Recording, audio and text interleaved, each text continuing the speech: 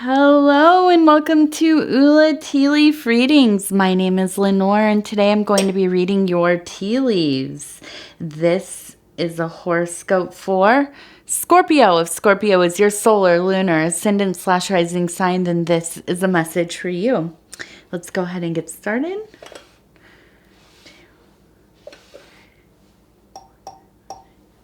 Okay, let's see what these tea leaves have in store for you, Scorpio. Okay. Let's hold this back and let's see. I like to hold it back just to see if there's anything in the negative space that I'm not seeing when I'm looking a little closer up.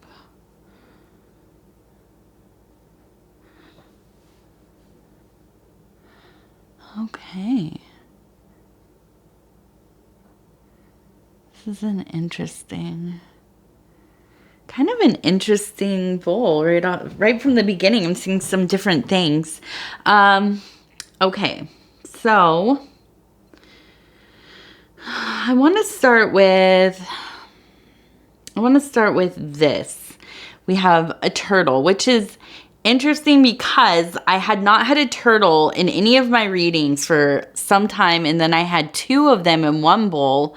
I think 2 readings ago, maybe it was Leo or Virgo, one of the two.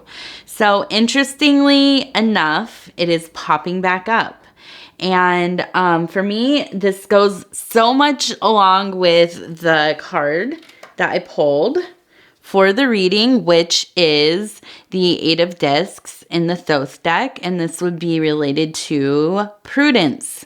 So this is all about going slow, steady, being thoughtful, mindful, creating plans, being cautious about your decision making, really sticking to your intention, and really following through on your true will. Okay, so through those works, we sow our seeds, and we can see in the background we have the rows of what probably would be like fields, right? So we sow our seeds, they grow into a tree, they become an orchard, they flower, and they fruit. So this is all about the kind of the long game. Okay, this is about thinking about not about today, not just about tomorrow, but years from now, really planning things, following through on them. Okay, so I think that that's a big motif in your life right now, is doing that, doing the deep work, laying the groundwork, creating the foundation, planting those seeds, and tending to your gardens. Okay, and I think that I think that you have had this in your mind. I think that maybe circumstances, if you're like any of a lot of us in these last years, the world became destabilized for so many different reasons, and we've had to kind of shift our perceptions, our plans that we maybe had before everything that went down these last few years. We've had to reorganize and determine, does our vision of our lives really work anymore? Do we want different things? And I think that that's really been a focal point for you. I think this is very much in your life, your career path, your means of, collecting the resources that you need, not just money, but, health and family and creativity and spiritual work, and also the pleasures of the world, So I think that that's it totally goes with the vibe of that card. Okay, so that's been a big one for you. Now, I also want to look over here And I see this person, and then there's a dog, and the dog kind of looks like it's being kind of, it's pulling up almost like it's in a, like when a dog takes off, it's on a leash and you have to kind of pull on it so it doesn't take off fully. So kind of almost this excitable, maybe on the attack, or maybe just trying to, you know, run off and see something, but just a heavy, abrupt kind of expel of energy, right? So I feel like you've really had to work on keeping your emotions in check. I think that probably within your life, you've maybe been in some kind of turmoil with a close friend or a family member, maybe even your significant other or child, somebody who is central to your life. Okay, and I say that because I feel that the symbol of the dog kind of is double, for me, has a double meaning here. This is the part of yourself that is protecting yourself. So your coping mechanisms are kind of coming into play. But also, when I see the dog, even if it's related to your emotions or state of being, it can also be related to who is involved in the situation. And usually the dog is somebody who's like a best friend, somebody who has been loyal to you, who you have been loyal to, somebody who is very central that you know well and have known probably for a long time. Okay, and now I want to turn this bowl here. And it's interesting because this very same symbol we see, it's the person again, and the dog is sitting, right, with the head there, body, and with the little kind of paw coming up to the hand of the person. So I really think that whatever the situation is that's going on, it has felt almost kind of extreme. And again, like I said, maybe abrupt. Like it came out of nowhere. I don't think that this is a person that you have like a lot of drama with. This is not a normal kind of dynamic between the two of you. So I think that it's been smart for you to really get control of how you feel like you should react, because I think there's been a sense of anger and urgency and just kind of like short-tempered, annoyed, just I feel like you had the instinct to just kind of like bark, maybe not bite, but kind of bark and let them know, you're not going to be messed with.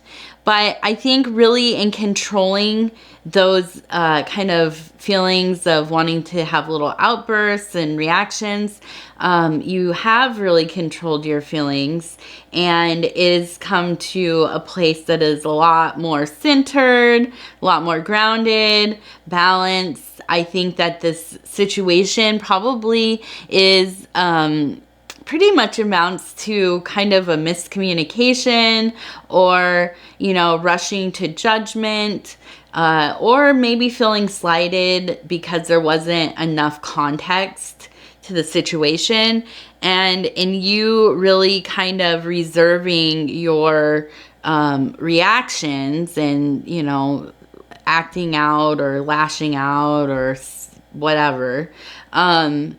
You have really avoided the situation getting to a bigger place. So congratulations to you, because that's not always easy to do. That can be very difficult to kind of rein yourself in, right?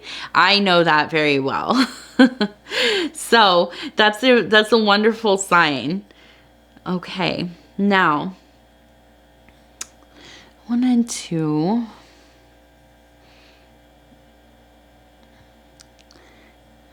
look at this one over here really quick. Get a little more context to this. Okay. So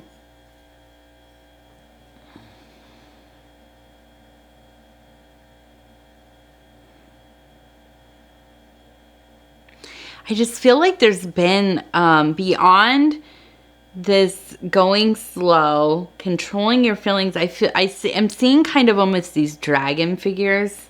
I'm seeing this one as a dragon, okay, and then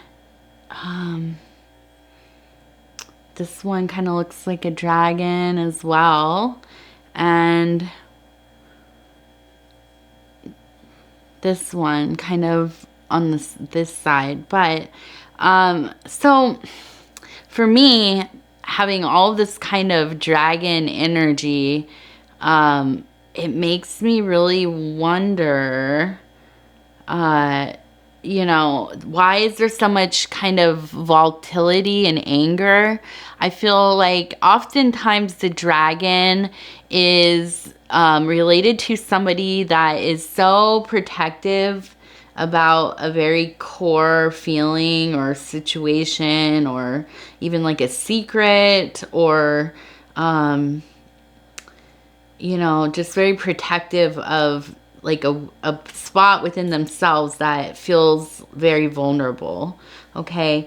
And then these big feelings come up that can be very much in the you know, in the avenue of like anger, rage, outbursts, violence, verbal violence, that kind of thing. And I'm wondering, why does it seem that there's so much turmoil going on? And all of these different kinds of scenarios I see in the bull here. So I'm also seeing this figure here, and this figure looks like it kind of has a sickle. So it makes me wonder if this is related to a feeling of impending doom or death, or maybe there's somebody close to you or even yourself that has had a diagnosis recently, or you have not been feeling well. Something's been going on that, you know, either somebody has died, or you are worried that somebody is in the death process, which, you know, arguably we all are, right? But this is more of like an urgent kind of feeling.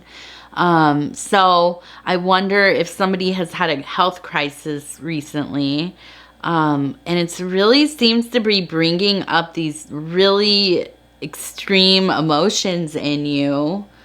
And I'm thinking, I just feel this like feeling of like you feel like you need to do more, or you could have done more. Kind of almost the things that we almost always feel when somebody we love has passed away. Even under completely, you know, under circumstances that have nothing to do with us, or we were not there, or, you know, we didn't even know somebody was sick. That's kind of what I mean. Like, we've moved away, or we don't talk to the person so much anymore. Maybe they're a really private person. And you didn't know that you could have, or you should have done more to help. And probably, most likely, there was nothing to be done. Okay. But there's always this strange tickling sense of guilt, and that's part of the grieving process, right? I mean, that's, you know, I forget which one it is. I should know. I've unfortunately had, you know, my parents died, and other very important people in my life have died. A lot of people have died in my life over the years, and a lot of times it's been sudden because it's been stuff, you know, like unaliving themselves, or addiction and that kind of thing. It's very prevalent, or it was very prevalent in my family and my life. So, in my friends and such, when I was younger. So, you know, I guess I've gone through grief counseling, and all kinds of stuff with that, and has been, continues to be. You never really get over it. You just learn to live with the losses to some extent. And anyways, so I can't remember what step it is in the grieving process, but guilt is a big one, I think. And I think there's always this sense of, I should have done more. What could I have done? There's a sense of also survivor's guilt and all of that goes with that. So I do feel that you're just dealing with some really, really big stuff right now. And it's hard to imagine, when you get into a place where somebody becomes ill or you become ill, it really, if you have not been through the shift into a major illness or a fatal illness or anything that has to do with even if it's an abrupt death or it's a total shock and accident or whatever, if you haven't dealt with that, it's hard to fathom how fast your life can change.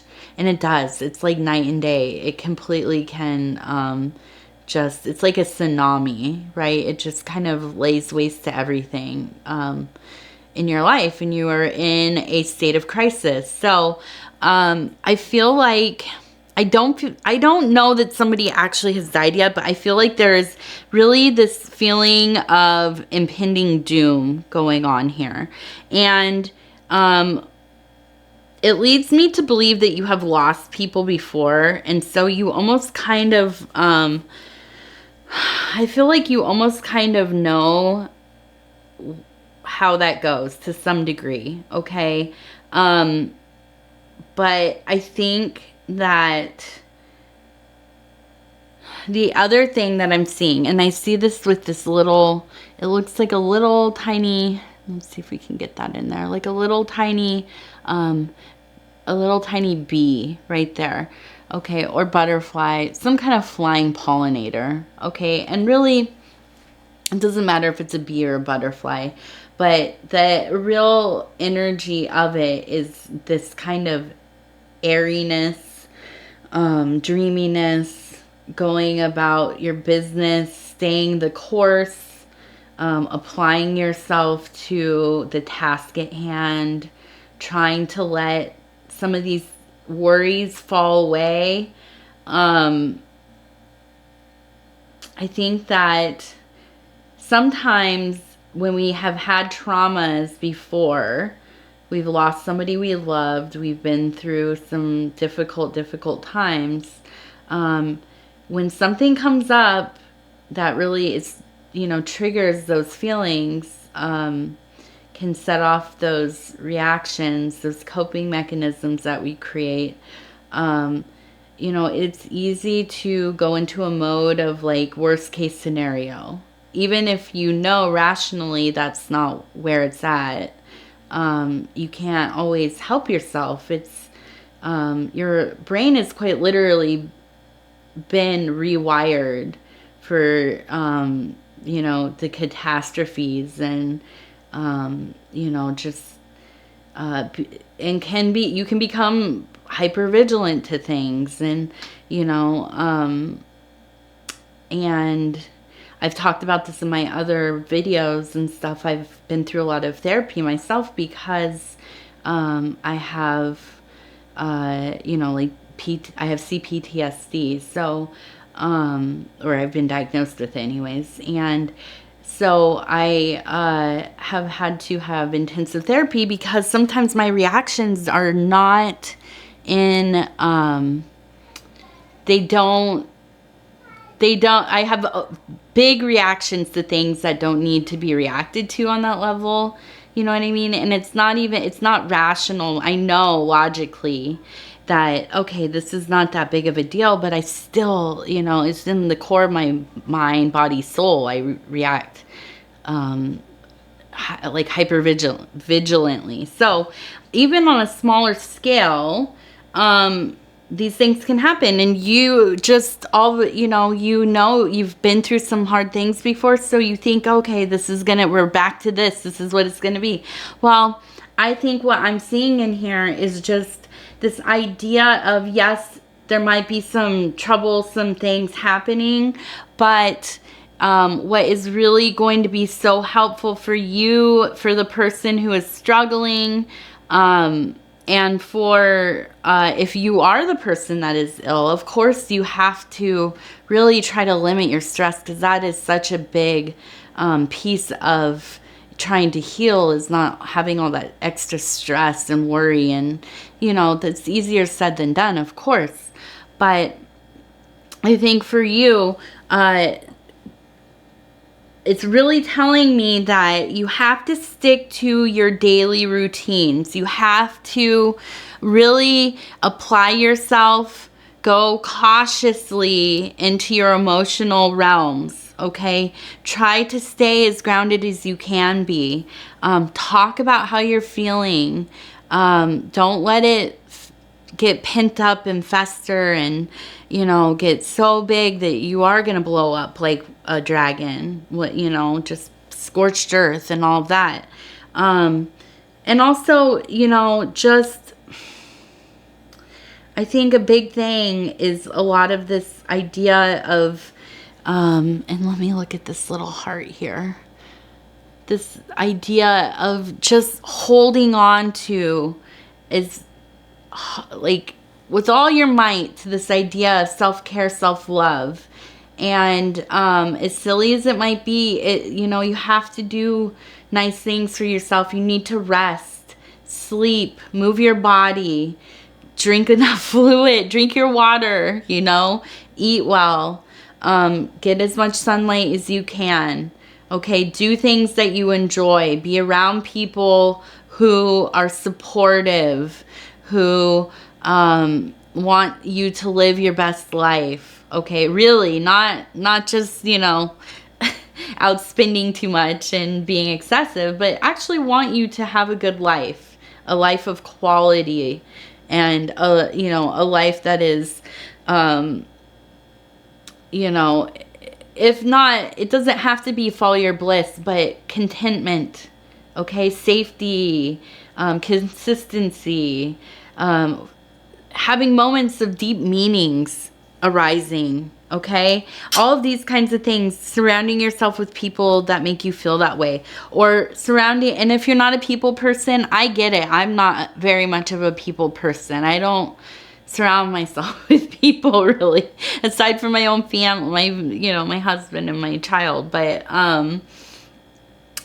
surround yourself with the books, the media, the spiritual practices, the going outside, communing with nature. Speak to the plants, okay? This is a silly thing. It sounds silly, but taking your time to really talk to the environment around you, not just thanking it, although you should, it's a good practice for the gratitude, but speaking to the plants, talking to the plants about yourself, talking to the plants about themselves. And it might seem so ridiculous, absurd, but just coming, we do it with our animals, right? If you have animals, you might speak to them. When I was alone for years, I lived alone, and I had my cat. Well, I wasn't alone because I had my cats, but I used to speak to them all the time. I still do. Not as much, unfortunately, I don't have the time as much, but I used to have a lot of time to just, really, really have conversations with them, get to know them so deeply. And I think it's important to do those things. But you can do that with the plants, with the rocks, with the waters. Okay, stay connected to those things. Even if, you feel like all of that kind of childhood wonder and magic has left you, it's not. It's there. It's really about reorienting your perception of life, of the world, okay? And sometimes losing the conditioning and inhibitions that we kind of stack upon ourselves as we get older and older and older, we lose some of that magic, okay? Some of that awe and the ability to dwell in that. But when we are able to do the things, use our imaginations, try to quiet ourselves, quiet our minds, and come in contact with the little subtle things, the things that we ignore most of the time, or we're too busy to even perceive. That's where some of the real sweetness of life really is. Okay. And I see here this beautiful, it looks like that dragon flying away, and it looks serene. Okay. So I think that, this is going to be a bit of a difficult time, and I'm really hoping that we're just going through a scare. Maybe you're waiting for some test results. Maybe, mom, dad, somebody in the family is waiting for some test results, or, trying to get a diagnosis of some kind or whatever. I think that things are going to work out to be not as serious as we thought. Okay. And so really try to stick to being calm, really devote yourself to doing your regular tasks, and also maybe adding some of these practices that are going to help you stay calmer, more centered, thinking slower, maybe some breath work. That would be wonderful as well. Okay. It's all about reducing I always get it. Is it cortisone? Cortisol, I think, in your body. Okay. Those stress hormones that we release. Okay. The other thing that I'm seeing is, let's see. The other thing that I'm kind of seeing in here is just that I feel like you have recently been having some stomach issues, possibly digestive issues. Maybe you have had like one of these flus that's been going on. But I think that, just again, really, and this could be related to the stress. I think just the stress stuff, but really also working on, eating the things that will help you kind of rebuild your gut flora, that are going to help you. Our gut health is so important. It really is so much of how we feel, how our whole body feels, our whole system, mind, body, spirit. So I think it's really important that when that kind of starts to feel a little bit off, we really stop and concentrate. And I can't give you really great advice because it varies from person to person, but I know for me, it really is like focusing on eating whole foods and fermented foods, and drinking lots of water, and that usually helps within a few days or a week or whatever. And also getting those probiotics in, like the yogurts and cultured foods and stuff. So anyways, I think that's pretty much, the story here. I wish it was a little bit more lighthearted. But the thing is that I really feel that you already have the tools that you need to deal with what's going on right now. And no matter how prepared we are when these life events kind of come up, you never know how you're going to feel or how it's going to really work out for you. We can have a complete plan ready, and it's still just, is devastating. Or on the other hand, we're ready to be devastated and we're way more prepared than we realize. So I think just, like I said, I think that this is more along the lines of the fear of some kind of death happening, more so than an actual death occurring. So I think that really just trying to stay in that headspace of healing, staying, in your normal routines, and being supportive if this is another person, if this is yourself. Also trying to reduce the stresses, because it's not helpful for your body for healing and being well if you are way stressed out. Okay, so I'm sorry, Scorpio. I wish this was a happier read. But, you know, I'm sending you all of my love. I love you from the bottom of my heart as a spiritual sibling. And, you know, if any of these videos resonate with you, please think about liking the video. It helps me to get into the algorithm. If you are not subscribed to the channel, please also think about doing that. You can hit the little bell button. It'll tell you when the readings are coming out again. The next one for Scorpio should be in about 12 days. In the meantime, you can watch your other placements. And what is, I always forget. Oh, yes, leave a comment. Let me know how you're doing. Let me know what you're thinking about. Let me know what's going on with you. I love hearing from each and every one of you. And hopefully, by the time you watch this and all this information comes through, this will be a past thing. That wasn't anything to worry about. That would be the most wonderful outcome. Okay. Thank you, thank you, thank you. We will see you again soon. Scorpio, take care of yourself.